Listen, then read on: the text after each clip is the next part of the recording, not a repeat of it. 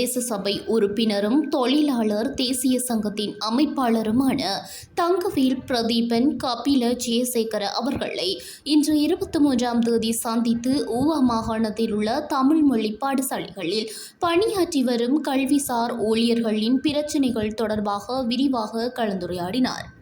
ஊவா மாகாணத்தில் பல தமிழ் மொழி பாடசாலைகளில் பணியாற்றி வரும் சில கல்விசார் ஊழியர்கள் 5 ஆண்டுகளுக்கும் மேலாக சேவையாற்றி வருகின்றனர்.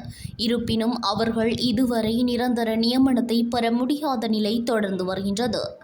இந்த நிலையில் குறித்த ஊழியர்களுக்கு விரைவாக நிரந்தர நியமனம் வழங்க நடவடிக்கை எடுக்குமாறு பிரதீபன் அவர்கள் ஆளுநரிடம் கோரிக்கை விடுத்தார்.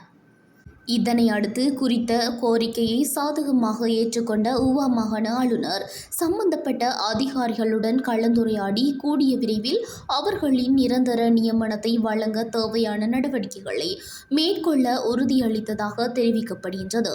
இதேவேளை பதுளை மாவட்டம் பெருந்தோட்டப்புற மக்களால் எதிர்நோக்கப்படும் பல்வேறு சமூக கல்வி மற்றும் அடிப்படை வசதி பிரச்சினைகள் தொடர்பாகவும் இச்சந்திப்பில் கவனம் செலுத்தப்பட்டதாகவும் அவற்றிற்கான தீர்வுகளை பெற்றுக்கொள்ளும் வழிகள் குறித்தும் விரிவான கலந்துரையாடல் இடம்பெற்றதாகவும் தகவல்கள் தெரிவிக்கின்றன.